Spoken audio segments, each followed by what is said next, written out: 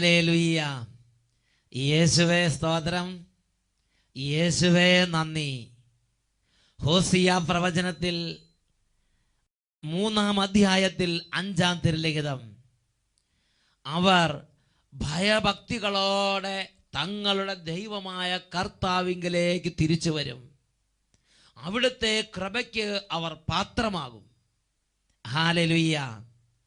പിതാവായ ദൈവത്തിന് യേശുക്രിസ്തുവിൽ വാത്സല്യ ഭാജനങ്ങളായ പ്രിയ സഹോദരീ സഹോദരന്മാരെ, ഈ നിമിഷങ്ങളിൽ ലോകത്തിൻ്റെ നാനാഭാഗങ്ങളിൽ യേശുക്രിസ്തുവിൻ്റെ നാമത്തിലുള്ള അനുഗ്രഹത്തിനും അഭിഷേകത്തിനും വേണ്ടി ഇതാ സ്വർഗം നമ്മെ തിരഞ്ഞെടുത്തിരിക്കുകയാണ്.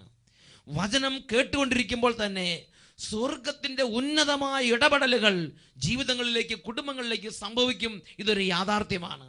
ഒരു വ്യക്തിയുടെ അനുഭവം നിങ്ങളുടെ ശ്രദ്ധയിലേക്ക് ഞാൻ കൊണ്ടുവരികയാണ്. എൻ്റെ പേര് റീന, ഇടുക്കി ജില്ലയിൽ മരിയാപുരത്ത് നിന്ന് വരുന്നു. എനിക്ക് ഏകദേശം 1 വർഷത്തോളമായിട്ട് എൻ്റെ മൂക്കിൽ നിന്ന് തല കുനിച്ച് അന്നേരം കണ്ണുനീര് പോലുള്ള വെള്ളം ഒഴുകി വരുമായിരുന്നു. അങ്ങനെ ഞങ്ങൾ മുതലക്കോട് ഹോളി ഫാമിലി ഹോസ്പിറ്റലിൽ പോവുകയും സ്കാൻ ചെയ്യണമെന്ന് പറഞ്ഞു. സ്കാൻ ചെയ്ത് കഴിഞ്ഞപ്പോൾ മൂക്കിലൊരു ദ്വാരം ഉണ്ടെന്നും ഉടനെ ഒരു ഓപ്പറേഷൻ ചെയ്യണമെന്നും പറഞ്ഞു. അവിടെ തല തുറന്നു വെച്ച് ഓപ്പറേഷൻ ചെയ്യാൻ പറ്റുകയുള്ളൂ എന്നും പറഞ്ഞു. തല തുറന്ന് ഓപ്പറേഷൻ ചെയ്യേണ്ട അത്ര ബുദ്ധിമുട്ടുള്ള ഒരു സംഗതിയാണിത്. അത് റിസ്ക് ആണ്. അതുകൊണ്ട് അമൃതയിൽ പോയി മൂക്കിലൂടെയുള്ള ഓപ്പറേഷൻ നടത്തിയാൽ മതി എന്ന് പറഞ്ഞ് ഞങ്ങൾ അമൃതയിൽ പോയി. അമൃതയിൽ അവിടെയും സ്കാൻ ചെയ്യണമെന്ന് പറഞ്ഞു. അവിടെ ചെന്നപ്പോൾ സ്കാനിങ്ങിന് കയറ്റുന്നതിന് മുമ്പ് എൻ്റെ ഭർത്താവിൻ്റെ സഹോദരിയും കുടുംബവുമാണ് പറഞ്ഞത് അട്ടപ്പാടിയിൽ സാക്ഷ്യപ്പെടുത്തിയേക്കാമെന്നും 3 ആദ്യ വെള്ളിയാഴ്ച അവിടുത്തെ പ്രാർത്ഥനാ കൂട്ടായ്മയിൽ പങ്കെടുത്തേക്കാമെന്നും നേർന്നു. ഒരു കുടുംബത്തിൽ ദൈവം പരിശുദ്ധാത്മാവിൻ്റെ അഭിഷേകം കൊടുത്തപ്പോൾ വേദന അനുഭവിക്കുന്ന മറ്റൊരു വ്യക്തിയെ കണ്ടപ്പോൾ അവരുടെ ഉള്ളിലുണ്ടായിരുന്ന വിശ്വാസം അവരോട് പറഞ്ഞപ്പോൾ കേട്ടുകൊണ്ടിരുന്ന അവരുടെ മേൽ പരിശുദ്ധാത്മാവ് നിറഞ്ഞു. അങ്ങനെ ഈ സഹോദരി എന്ത് ചെയ്തു? എന്നിട്ട് അങ്ങനെ ആശുപത്രി വരാന്തയിൽ നിന്ന് തന്നെ എൻ്റെ ഭർത്താവ് നേർന്നാണ് ഇവിടെ സാക്ഷ്യപ്പെടുത്തിയേക്കാമെന്നും ഈ പ്രാർത്ഥനാ കൂട്ടായ്മയിൽ പങ്കെടുത്തേക്കാമെന്നും. സ്കാനിങ് കഴിഞ്ഞ് അന്ന് 3.5 മണിക്കൂർ നേരത്തെ സ്കാനിങ് ആയിരുന്നു. നട്ടലിൽ കൂടി വെള്ളം കയറ്റി തലയിലേക്ക് വിട്ടുള്ള സ്കാനിങ് ആയിരുന്നു. സ്കാനിങ് കഴിഞ്ഞ് പിറ്റേ ദിവസം ഡോക്ടർ വീട്ടിലേക്ക് വിളിച്ച് പറയുകയായിരുന്നു യാതൊരു കുഴപ്പവുമില്ല, മൂക്കിൽ അങ്ങനെ ഒരു ദ്വാരമേ ഇല്ല, ആ ദ്വാരം കാണാനില്ല. ഹല്ലേലൂയ. പ്രിയപ്പെട്ട സഹോദരങ്ങളെ, ഈ യേശു രാജാവിനെ ഇപ്പോൾ നമുക്ക് 2 കരങ്ങൾ ഉയർത്തി ആരാധിക്കാം. എല്ലാവരും എഴുന്നേറ്റ് നിന്ന് കരങ്ങൾ ഉയർത്തി സ്തുതിക്കട്ടെ. ഹല്ലേലൂയ, ഹല്ലേലൂയ, ഹല്ലേലൂയ. യേശുവേ, യേശുവേ, യേശുവേ. ആരാധിച്ചിടാം, നമുക്ക് ആരാധിച്ചിടാം. യേശുവേ രാജാവിനെ ആരാധിച്ചിടാം. ആരാധിച്ചിടാം, നമുക്ക് ആരാധിച്ചിടാം. യേശുവേ രാജാവിനെ ആരാധിച്ചിടാം. ആരാധിച്ചിടാം, നമുക്ക് ആരാധിച്ചിടാം. യേശുവേ രക്ഷകനെ ആരാധിച്ചിടാം. ആരാധിച്ചിടാം, നമുക്ക് ആരാധിച്ചിടാം. യേശുവേ രക്ഷകനെ ആരാധിച്ചിടാം. ആരാധിച്ചിടാം, നമുക്ക് ആരാധിച്ചിടാം. യേശുവേ രാജാവിനെ ആരാധിച്ചിടാം. ആരാധിച്ചിടാം, നമുക്ക് ആരാധിച്ചിടാം. യേശുവേ രാജാവിനെ ആരാധിച്ചിടാം. ഹല്ലേലൂയ, ഹല്ലേലൂയ, ഹല്ലേലൂയ, ഹല്ലേലൂയ. കരങ്ങൾ ഉയർത്തി വീശി ഹല്ലേലൂയ, ഹല്ലേലൂയ, വലിയ ആഹ്ലാദത്തോടെ ഹല്ലേലൂയ, ഹല്ലേലൂയ. നമുക്ക് മുഴുവൻ ഒന്ന് ചേർന്ന് ഹല്ലേലൂയ, ഹല്ലേലൂയ, ഹല്ലേലൂയ. കൈയടിച്ച് ഹല്ലേലൂയ, ഹല്ലേലൂയ, ഹല്ലേലൂയ. കൂട്ടായ്മയോടെ ഹല്ലേലൂയ, ഹല്ലേലൂയ, ഹല്ലേലൂയ. യേശുവേ ഹല്ലേലൂയ, ഹല്ലേലൂയ, ഹല്ലേലൂയ. നന്നായി കൈയടിച്ച് ഹല്ലേലൂയ, ഹല്ലേലൂയ, ഹല്ലേലൂയ. ഹല്ലേലൂയ, ഹല്ലേലൂയ, ഹല്ലേലൂയ. ഹല്ലേലൂയ, ഹല്ലേലൂയ, ഹല്ലേലൂയ. ശക്തിയുടെ അഭിഷേകം വ്യാപരിക്കട്ടെ. ഹല്ലേലൂയ, ഉണർവിന്റെ അഭിഷേകം വ്യാപരിക്കട്ടെ. ഹല്ലേലൂയ, ഹല, ഹല, ഹല, ഹല. ഉണർവ്, സ്വർഗ്ഗരാജ്യ അഭിഷേകം ഇപ്പോൾ വ്യാപരിക്കട്ടെ. കരങ്ങൾ ഉയർത്തി സ്തുതിക്കുന്നു. ഹല്ലേലൂയ, ഹല്ലേലൂയ, ഹല്ലേലൂയ. യേശുവേ, യേശുവേ, യേശുവേ. കരങ്ങൾ ഉയർത്തി വിളിക്കുന്നു, സ്വരം ഉയർത്തി വിളിക്കുന്നു. കുടുംബം ഒന്നിച്ച് യേശുവിനെ ആരാധിക്കുന്നു. സമൂഹം ഒന്നിച്ച് യേശുവിനെ ആരാധിക്കട്ടെ. യേശുവേ, യേശുവേ, യേശുവേ, യേശുവേ, രക്ഷിതാവേ. ആരാധന, ആരാധന, ആരാധന. ഹല്ലേലൂയ, ഹല്ലേലൂയ, ഹല്ലേലൂയ. യേശുവേ ആരാധന, ആരാധന, ആരാധന. ഹല്ലേലൂയ, ഹല്ലേലൂയ. യേശുവേ ആരാധന. ഹല്ലേലൂയ, ഹല്ലേലൂയ. യേശുവേ സ്തോത്രം, യേശുവേ നന്ദി.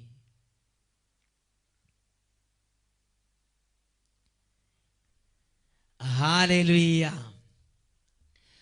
പ്രിയപ്പെട്ട സഹോദരങ്ങളെ, ഇന്ന് നാം ചിന്തിക്കുന്നത് പഴയ നിയമത്തെ അവഗണിക്കരുത് എന്നതിനെ കുറിച്ചാണ്. ഈ അടുത്ത കാലത്തായി അനേകം ദൈവമക്കൾ കൃപ പ്രാപിക്കാതെ ദുർബലപ്പെട്ടിരിക്കുന്ന നിരവധി കാര്യങ്ങളെ പഠിച്ചപ്പോൾ ഒരു കാര്യം ദൈവത്തിൻ്റെ ആത്മാവ് എനിക്ക് വെളിപ്പെടുത്തി തന്നു. വിശുദ്ധ ലിഖിതങ്ങളോ ദൈവത്തിൻ്റെ ശക്തിയോ അറിയാത്തത് കൊണ്ടല്ലേ നിങ്ങൾക്ക് തെറ്റുപറ്റുന്നത്. അവരുടെ ജീവിതത്തിൽ അവർ ചിന്തിക്കുകയാണ്, എനിക്ക് പുതിയ നിയമം മാത്രം മതി, എനിക്ക് പഴയ നിയമം വേണ്ട. പ്രിയപ്പെട്ട സഹോദരങ്ങളെ, ഒരു ദൈവ പൈതൽ ആത്മീയമായി പുഷ്ടി പ്രാപിച്ച് ബലപ്പെട്ട് ദൈവരാജ്യത്തിലേക്ക് വളർന്നു വരാൻ സ്വർഗം നമുക്കായി ഒരുക്കിയിരിക്കുന്ന ഒരുപാട് രക്ഷാകരമായ ക്രമീകരണങ്ങളെ നിഷേധിക്കാൻ സാത്താൻ നമ്മുടെ ഹൃദയങ്ങളിൽ നുണചിന്തകൾ വിതയ്ക്കും എന്നുള്ളത് ഒരു യാഥാർത്ഥ്യമാണ്. അർദ്ധസത്യം അസത്യം പോലെ പാപമാണ്. അർദ്ധസത്യം അസത്യം പോലെ പാപമാണ്. ഇന്ന് ഒരുപാട് പേര് പുതിയ നിയമത്തെ അംഗീകരിക്കുന്നു, പഴയ നിയമത്തെ ഗൗനിക്കുന്നില്ല. അതിനെ നിഷേധിക്കുന്നില്ല, അതിനെ എതിർക്കുന്നില്ല, പക്ഷേ അതിനെ ഗൗനിക്കുന്നില്ല. അവർ ചിന്തിക്കുന്നത് പഴയ നിയമത്തിൻ്റെ കാലം കഴിഞ്ഞു, ഇനി പുതിയ നിയമം മാത്രം മതി. യേശു വന്നതിനാൽ ഇനി പുതിയ നിയമം മാത്രമേ ഉള്ളൂ. യേശു പഴയ നിയമത്തെ അസാധുവാക്കി എന്ന് ഇവർ ചിന്തിക്കുകയാണ്. എന്നാൽ ഈ കാര്യത്തെക്കുറിച്ച് യേശു ക്രിസ്തു എന്താണ് ദൈവമക്കളെ പഠിപ്പിക്കുന്നത്? സത്യത്തിൽ ഈ നുണചിന്ത യേശു ജീവിച്ചിരുന്ന കാലഘട്ടത്തിൽ തന്നെ ഉണ്ടായിരുന്നു എന്നുള്ളതൊരു യാഥാർത്ഥ്യമാണ്. യേശു ഒരു ഭാഗത്ത് പ്രസംഗിച്ചുകൊണ്ടിരിക്കുമ്പോൾ യേശു ജീവിച്ചിരുന്ന കാലഘട്ടത്തിൽ തന്നെ ഇതാ മറുഭാഗത്ത് സാത്താൻ അനേകരുടെ ഹൃദയങ്ങളിൽ നുണചിന്ത വിതച്ചിരിക്കുകയാണ്. യേശു വന്ന് പഴയ നിയമം ക്യാൻസൽ ചെയ്തു, അസാധുവാക്കി, ഇനി പുതിയ നിയമം മാത്രമേ ഉള്ളൂ എന്നൊരു നുണചിന്ത സാത്താൻ വിതച്ച് ഈ കാര്യം യേശുവിൻ്റെ ശ്രദ്ധയിൽപ്പെടുത്തി. അപ്പോൾ യേശു ഈ കാര്യത്തെക്കുറിച്ചുള്ള ദൈവിക സത്യം വെളിപ്പെടുത്തി. വിശുദ്ധ മത്തായിയുടെ സുവിശേഷത്തിൽ 5-ാം അധ്യായത്തിൽ 17-18 തിരുലിഖിതങ്ങളിൽ ഈശോ ഈ കാര്യത്തെക്കുറിച്ച് പഠിപ്പിച്ചിരിക്കുകയാണ്. നിയമത്തെയോ പ്രവാചകന്മാരെയോ അസാധുവാക്കാനാണ് ഞാൻ വന്നത് എന്ന് നിങ്ങൾ വിചാരിക്കരുത്. അസാധുവാക്കാനല്ല, പൂർത്തിയാക്കാനാണ് ഞാൻ വന്നത്. ആകാശവും ഭൂമിയും കടന്നു പോകുന്നത് വരെ സമസ്തവും നിറവേറുവോളം നിയമത്തിൽ നിന്ന് വള്ളിയോ പുള്ളിയോ മാറുകയില്ലെന്ന് സത്യമായി ഞാൻ നിങ്ങളോട് പറയുന്നു. നിയമവും പ്രവാചകന്മാരും എന്ന് പറഞ്ഞാൽ പഴയ നിയമ ഗ്രന്ഥങ്ങളെയാണ് യേശു ഉദ്ദേശിക്കുന്നത്. പഴയ നിയമ ഗ്രന്ഥങ്ങളായ നിയമം, പ്രവാചകന്മാർ, തോറ, കെത്തുബീം, ഇങ്ങനെയുള്ള പഴയ നിയമത്തിലെ ദൈവവചന ഗ്രന്ഥങ്ങൾ യേശു പറയുകയാണ്, ഞാൻ നിയമത്തെയും പ്രവാചകന്മാരെയും ഇല്ലാതാക്കാനാണ് വന്നത് എന്ന് നിങ്ങൾ കരുതരുത്. ആകാശം കടന്നുപോയാലും ഭൂതലം മാറിപ്പോയാലും നിയമത്തിൽ നിന്ന്, പഴയ നിയമത്തിൽ നിന്ന് വള്ളിയോ പുള്ളിയോ മാറുകയില്ലെന്ന് സത്യമായി ഞാൻ നിങ്ങളോട് പറയുന്നു. യേശു തറപ്പിച്ചും ഉറപ്പിച്ചും ഈ കാര്യം ബോധ്യപ്പെടുത്തുകയാണ്. ഹല്ലേലൂയ. പ്രിയപ്പെട്ട സഹോദരങ്ങളെ, നമ്മുടെ അമ്മയായ പരിശുദ്ധ കത്തോലിക്കാ സഭ ഈ കാര്യത്തെക്കുറിച്ച് വ്യക്തമായി പഠിപ്പിച്ചിട്ടില്ലേ? കത്തോലിക്കാ സഭയുടെ മതബോധന ഗ്രന്ഥത്തിൽ ഇത് ദൈവവചന അടിസ്ഥാനപ്പെടുത്തി നൂറ്റാണ്ടുകളായി തിരുസഭ നൽകിയിരുന്ന ഉപദേശങ്ങളുടെ സമാഹാര ഗ്രന്ഥമാണ് കത്തോലിക്കാ സഭയുടെ മതബോധന ഗ്രന്ഥം, catechism of the Catholic church. ഇതിൽ ഈ കാര്യത്തെക്കുറിച്ച് 128-ാം ഖണ്ഡികയിൽ സംശയത്തിന് ഇടയില്ലാത്ത വിധം സഭ തൻ്റെ മക്കളെ പഠിപ്പിക്കുന്നുണ്ട്. പഴയ നിയമത്തിന് ദൈവിക വെളിപാട് എന്ന നിലയിൽ അതിൽ തന്നെ പ്രാധാന്യമുണ്ട് എന്ന് നമ്മുടെ കർത്താവ് തന്നെ സ്ഥിരീകരിച്ചിട്ടുള്ള വസ്തുത നാം മറക്കരുത്. സഭ തൻ്റെ മക്കളെ ശക്തിയുക്തം ഓർമ്മപ്പെടുത്തുകയാണ്. പഴയ നിയമത്തിന് ദൈവിക വെളിപാട് എന്ന നിലയിൽ അതിൽ തന്നെ പ്രാധാന്യമുണ്ട് എന്ന് നമ്മുടെ കർത്താവ് തന്നെ സ്ഥിരീകരിച്ച് തന്നിട്ടുള്ള കാര്യം നാം മറക്കരുത് എന്ന് പരിശുദ്ധ കത്തോലിക്ക സഭ ഓരോ മകനെയും ഓരോ മകളെയും ഉത്ബോധിപ്പിക്കുകയാണ്. തുടർന്ന് വീണ്ടും സഭ പഠിപ്പിക്കുകയാണ്, ഇതിനു പുറമെ പഴയ നിയമത്തിന്റെ വെളിച്ചത്തിൽ പുതിയ നിയമം വായിക്കപ്പെടേണ്ടതാണ്. പഴയ നിയമത്തിന്റെ വെളിച്ചത്തിൽ പുതിയ നിയമത്തെ ഞാനും നിങ്ങൾ മനസ്സിലാക്കണം. അതാണ് നമ്മുടെ സഭയുടെ ചൈതന്യം. അതാണ് കത്തോലിക്ക സഭ ഓരോ മകനോടും മകളോടും ഉത്ബോധിപ്പിക്കുന്നത്. യേശുക്രിസ്തു വന്നു, ഇനി പഴയ നിയമം വേണ്ട എന്നുള്ളതല്ല സഭയുടെ ഔദ്യോഗിക പഠനം. ഔദ്യോഗികമായി തിരുസഭ പഠിപ്പിക്കുകയാണ്, പഴയ നിയമത്തിന്റെ വെളിച്ചത്തിൽ പുതിയ നിയമം വായിക്കപ്പെടേണ്ടതാണ്. ആദിമകാലത്തെ ക്രൈസ്തവ മതബോധനം പഴയ നിയമത്തെ നിരന്തരം പ്രയോജനപ്പെടുത്തിയിരുന്നു എന്ന് നിങ്ങൾ ഓർമ്മിക്കുക. ആദ്യ കാലഘട്ടത്തിൽ, ശ്ലീഹന്മാരുടെ കാലഘട്ടത്തിൽ നടത്തിയിരുന്ന കാറ്റഗസിസ്, മതബോധനങ്ങൾ, പ്രഘോഷണങ്ങൾ നിരന്തരം പഴയ നിയമത്തെ പ്രയോജനപ്പെടുത്തിക്കൊണ്ടാണ് ദൈവരാജ്യ പ്രഘോഷണങ്ങൾ നടന്നിരുന്നത് എന്ന് നിങ്ങൾ മറക്കരുത്. വീണ്ടും സഭ പഠിപ്പിക്കുകയാണ്, ഒരു പുരാതന സൂക്തം അനുസരിച്ച് പുതിയത് പഴയതിൽ ഒളിഞ്ഞിരിക്കുന്നു, പഴയത് പുതിയതിൽ വ്യക്തമാകുന്നു. അതായത് പുതിയ നിയമം പഴയ നിയമത്തിൽ മറഞ്ഞിരിക്കുന്നു, പഴയ നിയമം പുതിയ നിയമത്തിൽ തെളിഞ്ഞു വരുന്നു. ഇതാണ് സഭയുടെ ഔദ്യോഗിക പ്രബോധനം. പഴയ നിയമത്തെ പാടെ അവഗണിക്കുക, ഇനി അത് വായിക്കേണ്ട, പുതിയ നിയമം മാത്രം മതി എന്നല്ല ഔദ്യോഗിക സഭ ഔദ്യോഗികമായി പഠിപ്പിച്ചിരിക്കുന്നത്. വീണ്ടും അനേകം നൂറ്റാണ്ടുകളായി സഭ ആചരിച്ച് ബോധ്യം വന്ന് മനസ്സിലാക്കി ധ്യാനിച്ച് അവധാനപൂർവ്വം ചിന്തിച്ച് വചനത്തെ അടിസ്ഥാനപ്പെടുത്തി സഭ വീണ്ടും പഠിപ്പിക്കുകയാണ്. 128 ഖണ്ഡിക, അപ്പസ്തോലിക കാലത്തും അതിനുശേഷം പാരമ്പര്യത്തിലും നിരന്തരമായി പഴയ നിയമത്തിലും പുതിയ നിയമത്തിലും അടങ്ങിയിരിക്കുന്ന ദൈവിക പദ്ധതിയുടെ ഐക്യം സഭ വ്യക്തമാക്കിയിട്ടുണ്ട്. ഹല്ലേലൂയ. ഇത് എല്ലാ മനുഷ്യർക്കും വ്യക്തമാകുന്നത് സഭ വെളിപ്പെടുത്തിയിരിക്കുകയാണ്. ശ്ലീഹന്മാര് പ്രസംഗിച്ചിരുന്ന കാലഘട്ടം തൊട്ടും പിന്നെ സഭാപിതാക്കന്മാരുടെ കാലഘട്ടത്തിലും പഴയ നിയമത്തിലും പുതിയ നിയമത്തിലും അടങ്ങിയിരിക്കുന്ന ദൈവിക വെളിപാടുകളുടെ ഐക്യം സഭ എന്നും ഉയർത്തിപ്പിടിച്ചിട്ടുണ്ട്. പ്രിയപ്പെട്ട സഹോദരങ്ങളെ, പഴയ അഴുകിയ ഡ്രസ്സ് അഴുക്കായി കഴിയുമ്പോൾ അങ്ങ് ഊരി കാണുന്നത് പോലെ നമുക്ക് പഴയ നിയമത്തെ അവഗണിക്കാൻ കർത്താവ് അനുവാദം തരുന്നില്ല. മാത്രമല്ല, നമ്മുടെ കർത്താവായ യേശു ഉയർത്തെഴുന്നേറ്റ് അതിനുശേഷം എമ്മാവൂസിലേക്ക് പോയ ശിഷ്യന്മാർക്ക് പ്രത്യക്ഷപ്പെട്ടപ്പോൾ യേശു അവർക്ക് വചനം വ്യാഖ്യാനിച്ചു കൊടുത്തപ്പോൾ ഏത് വചനത്തെ അടിസ്ഥാനപ്പെടുത്തിയാണ് യേശു അവർക്ക് വചനം വ്യാഖ്യാനിച്ചു കൊടുത്തത്?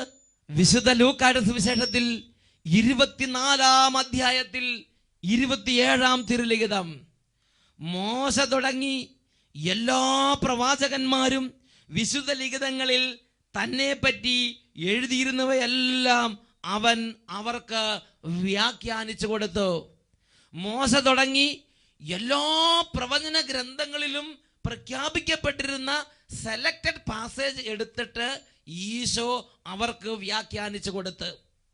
ഇനി അപ്പോസ്തല പ്രവർത്തനം 7-ാം അധ്യായം, അവിടെ എസ്തപ്പാനോസ് തൻ്റെ മരണത്തിന് തൊട്ടു മുമ്പ് കല്ലെറിഞ്ഞ് കൊല്ലപ്പെടുമ്പോൾ തൻ്റെ ചുറ്റും സമ്മേളിച്ചിരുന്ന ആ ജനങ്ങളോട് പ്രസംഗിക്കുന്ന ഭാഗം അപ്പോസ്തല പ്രവർത്തനം 7-ാം അധ്യായത്തിൽ കൊടുത്തിട്ടുണ്ട്.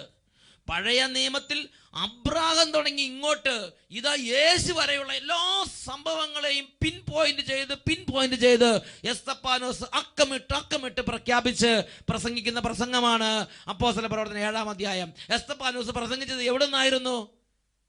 പഴയ നിയമ ഗ്രന്ഥങ്ങൾ എടുത്ത് ജനത്തിന് വ്യാഖ്യാനിച്ചു കൊടുത്ത്. ഹല്ലേലൂയ. പ്രിയപ്പെട്ട സഹോദരങ്ങളെ, ഇതാ അപ്പോസ്തല പ്രവർത്തനങ്ങളിൽ പന്തക്കുസ്ത തിരുനാൾ ദിവസം ശ്ലീഹന്മാരുടെ മേൽ പരിശുദ്ധാത്മാവ് നിറഞ്ഞപ്പോൾ പരിശുദ്ധാത്മാൻ അവരെല്ലാവരും പൂരിതരായി.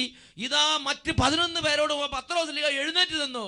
എന്നിട്ട് പത്രോസ്ലീഹ പ്രസംഗിച്ചപ്പോൾ പഴയ നിയമ ഗ്രന്ഥങ്ങളും പഴയ നിയമത്തിൽ ലിഖിതങ്ങളും കോട്ട് ചെയ്തല്ലേ അപ്പോസ്തലനായ പത്രോസ്ലീഹ പ്രസംഗിച്ചത്? ഇതേ പത്രോസ്ലീഹ സഭയുടെ ഓരോ മകനും ഓരോ മകൾക്കും കൊടുക്കുന്നൊരു നിർദ്ദേശം പത്രോസ്ലീഹ എഴുതിയ 2-ാം ലേഖനത്തിൽ 1-ാം അധ്യായത്തിൽ 19 മുതലുള്ള തിരുലിഖിതങ്ങളിൽ പ്രഖ്യാപിക്കപ്പെട്ടിട്ടുണ്ട്. ഇങ്ങനെ പ്രവാചക വചനങ്ങളെ കുറിച്ച് ഞങ്ങൾക്ക് കൂടുതൽ ഉറപ്പ് ലഭിച്ചിരിക്കുന്നു. പ്രഭാതം പൊട്ടിവിടരുകയും പ്രഭാത നക്ഷത്രം നിങ്ങളുടെ ഹൃദയങ്ങളിൽ ഉദിക്കുകയും ചെയ്യുന്നത് വരെ ഇരുളിൽ പ്രകാശിക്കുന്ന ദീപത്തെ എന്നതുപോലെ പ്രവാചക വചനങ്ങളെ നിങ്ങൾ ശ്രദ്ധിക്കേണ്ടതാണ്. എന്താണ് അപ്പോസ്തലൻ പഠിപ്പിക്കുന്നത്? യേശു വന്നു, ഇനി പഴയ നിയമം ഒന്നും ശ്രദ്ധിക്കേണ്ട എന്നാണോ ശ്ലീഹ പഠിപ്പിക്കുന്നത്?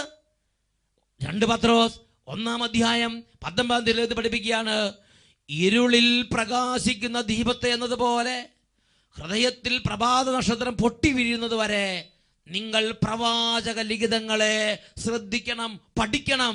ഇതാ ശ്ലീഹ പഠിപ്പിക്കുകയാണ്. വിശുദ്ധ പൗലോസ് അപ്പോസ്തലൻ തന്റെ പ്രബോധന കാലഘട്ടത്ത് തിമോത്തിയോസിന് എഴുതിയ 2-ാം ലേഖനത്തിൽ 3-ാം അധ്യായത്തിൽ 16-ഉം 17-ഉം തിരുലിഖിതങ്ങൾ പഠിപ്പിക്കുകയാണ്, വിശുദ്ധ ലിഖിതമെല്ലാം ദൈവനിവേശിതമാണ്. അവ ശാസനത്തിനും തെറ്റുതിരുത്തലിനും നീതിയിലുള്ള പരിശീലനത്തിനും ഉപകരിക്കുന്നു. ദൈവഭക്തനായ ഒരു മനുഷ്യൻ ഇവ വഴി പൂർണ്ണത കൈവരിക്കുന്നു.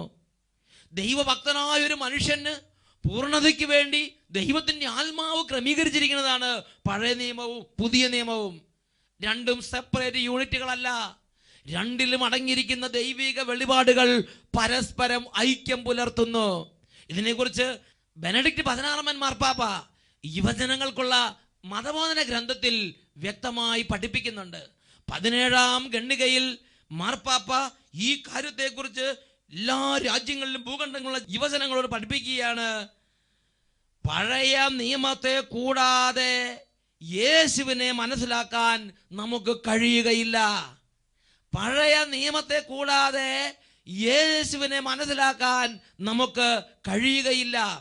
കത്തോലിക്കാ സഭയുടെ മതബോധന ഗ്രന്ഥത്തിൽ വീണ്ടും ഈ കാര്യത്തെക്കുറിച്ച് നമ്മൾ വായിക്കുന്നത് 140-ാം ഖണ്ഡികയിലാണ്.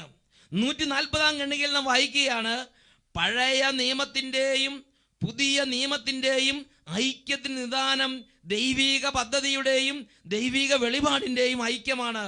പഴയ നിയമം പുതിയ നിയമത്തിന് വഴിയൊരുക്കുന്നു, പുതിയ നിയമമാകട്ടെ പഴയ നിയമത്തെ പൂർത്തീകരിക്കുന്നു. ഇവ രണ്ടും അന്യോന്യം പ്രകാശിപ്പിക്കുന്നു. ഇവ രണ്ടും യഥാർത്ഥ ദൈവവചനമാകുന്നു. ഇതാണ് ഔദ്യോഗിക പഠനം. പഴയ നിയമം പുതിയ നിയമത്തിന് വഴിയൊരുക്കുന്നു, പുതിയ നിയമമാകട്ടെ പഴയ നിയമത്തെ പൂർത്തീകരിക്കുന്നു.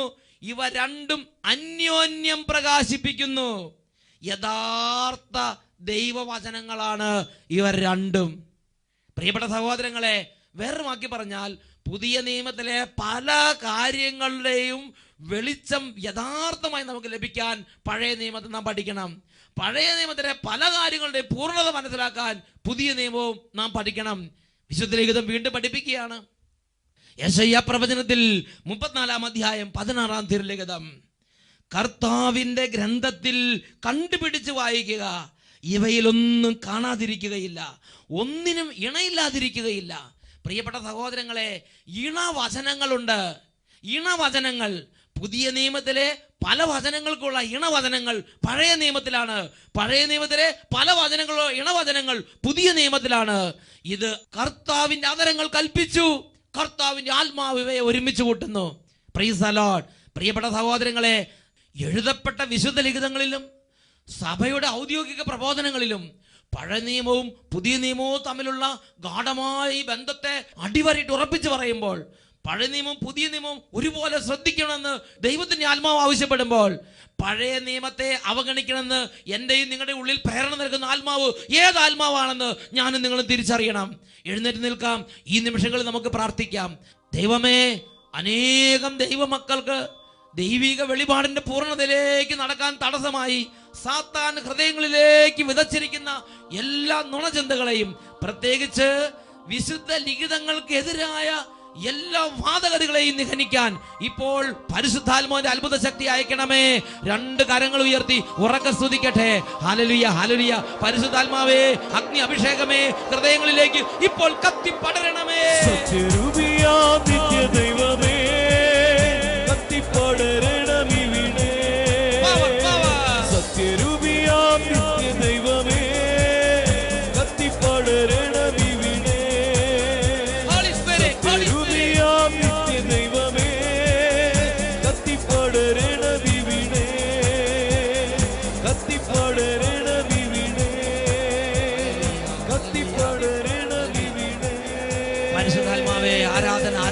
ആരാധന. സ്പർശിക്കണമേ. ഹല്ലേലൂയ, ഹല്ലേലൂയ. ഈ ഹൃദയങ്ങളെയും ഈ കുടുംബങ്ങളെയും സമൂഹങ്ങളെയും ദൈവവചനത്തിൽ നിന്ന് വ്യതിചലിപ്പിക്കുന്ന സാത്താന്റെ എല്ലാ കുതന്ത്രങ്ങളും യേശുനാമത്തിൽ ചിന്ന ഭിന്നമാകട്ടെ. ഹല്ലേലൂയ, ഹല്ലേലൂയ. യേശുവേ ആരാധന, ആരാധന. യേശുവേ ആരാധന, ആരാധന. യേശുവേ സ്തോത്രം. യേശുവേ നന്ദി. യേശുവേ സ്തോത്രം. യേശുവേ നന്ദി. ഹല്ലേലൂയ. 2 പത്രോസ് 1 അധ്യായം 19 തിരുലിഖിതം. പ്രഭാതം പൊട്ടിവിടരുകയും പ്രഭാത നക്ഷത്രം നിങ്ങളുടെ ഹൃദയത്തിൽ ഉദിക്കുകയും ചെയ്യുന്നത് വരെ ഇരുളിൽ പ്രകാശിക്കുന്ന ദീപത്തെ എന്നതുപോലെ പ്രവാചക വചനങ്ങളെ നിങ്ങൾ ശ്രദ്ധിക്കേണ്ടതാണ്. ഹല്ലേലൂയ.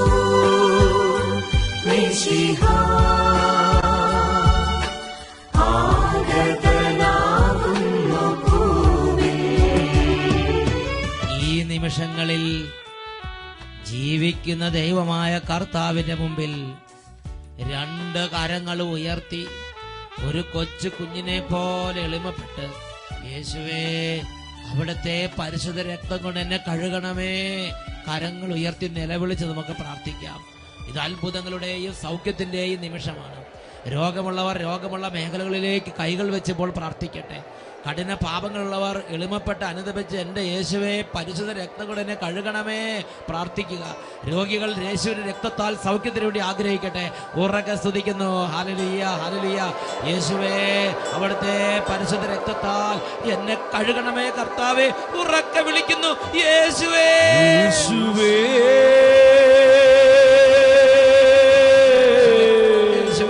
യേശുവേ, നിൻ തിരുരക്തത്താൽ കഴുകണമേ എൻ്റെ സ്പർശിക്കണമേ, സ്പർശിക്കണമേ, ഇടപെടണമേ. നിൻ തിരുരക്തത്താൽ കഴുകണമേ എൻ്റെ കൊടുപ്പാപം. കരങ്ങൾ ഉയർത്തി ഒരുമിച്ച് ഉറക്കെ വിളിക്കുന്നു, യേശുവേ,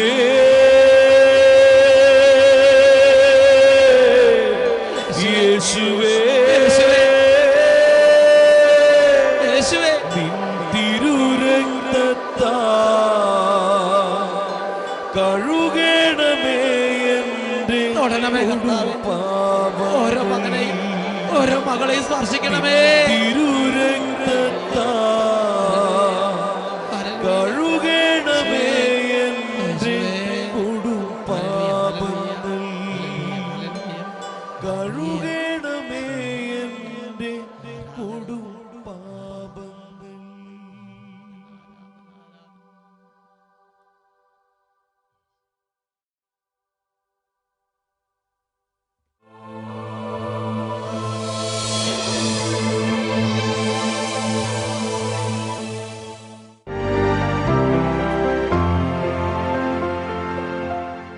എൻ്റെ പേര് മിനി, മുക്കാട്ടുകര ഇടവകയിൽ നിന്ന് വരുന്നു. എൻ്റെ മകന് വേണ്ടിയാണ് ഞാൻ സാക്ഷ്യം നൽകുന്നത്. അവന് വിരലിമ ഒരു ദശ വന്ന് വളരുകയും അത് കഴിഞ്ഞ് നഖത്തിൻ്റെ ചുറ്റും വെള്ള കളർ വരികയും ചെയ്തിരുന്നു. അങ്ങനെ ഓശാന ഞായറാഴ്ച ഞങ്ങൾ അഭിഷേകാഗ്നി കണ്ടുകൊണ്ടിരിക്കുന്ന സമയത്ത് അവൻ പറഞ്ഞു എനിക്ക് കൈ വേദന എടുക്കണ്ടെന്ന് പറഞ്ഞു. അപ്പം ഞാൻ അവനോട് പറഞ്ഞു നന്നായി പ്രാർത്ഥിക്കാൻ പറഞ്ഞു. അങ്ങനെ ഞങ്ങളെല്ലാവരും കൂടി അഭിഷേകാഗ്നി കണ്ടുകൊണ്ടിരിക്കുന്ന നേരത്ത് പിറ്റേ ദിവസം അവൻ വന്നിട്ട് പറഞ്ഞു അമ്മച്ചി കൈമേലത്തെ കുത്തുകളൊന്നും കാണാനില്ല എന്ന് പറഞ്ഞു. പ്രിയപ്പെട്ട സഹോദരങ്ങളെ, വലത് കയ്യിൽ ദശ വളരുക, പിന്നെ നഖത്തിന് ചുറ്റിനും ഇങ്ങനെ വെളുത്ത ഒരു കളർ വരുന്ന ഇങ്ങനെ ഒരു പ്രത്യേക അവസ്ഥ. അങ്ങനെ ഇരിക്കുമ്പോഴാണ് ഓശാന ഞായറാഴ്ച അഭിഷേകത്തിന് കണ്ടുകൊണ്ടിരിക്കുമ്പോൾ ആ ഭാഗത്തെല്ലാം വേദന എന്താണെന്നറിയാതെ വിളിച്ചു പറഞ്ഞു. എന്തായാലും പിറ്റേ ദിവസം നോക്കുമ്പോൾ ആ കയ്യിലുണ്ടായിരുന്ന ആ പാടുകളെല്ലാം കംപ്ലീറ്റ് അപ്രത്യക്ഷമായിരിക്കുന്ന കാഴ്ച. 3 ദിവസം ദശ മുഴുവൻ അടർന്നു പോയി. 3 ദിവസമായിട്ട് ഇങ്ങനെ അടർന്നു പോയി ദശകളെല്ലാം. ഇവിടെ വിരലിമൊക്കെ കളറും ഉണ്ടായിരുന്നു. നഖത്തിന്മേലും നഖത്തിന്റെ ചുറ്റിനും ഇങ്ങനെ ദശയും കളറുകളൊക്കെ കയറി കിടക്കുകയായിരുന്നു നഖത്തിന്റെ ചുറ്റിനൊക്കെ. അതെല്ലാം പിന്നീട് പെട്ടെന്നുള്ള 2-3 ദിവസം കൊണ്ട് അടർന്നു പോയി. ഇപ്പൊ സാധാരണ കൈ പോലെയല്ലേ? ഇപ്പൊ നല്ല സാധാരണ കുട്ടികളുടെ കൈ പോലെയായി ആ കൈ അങ്ങോട്ട് മാറി.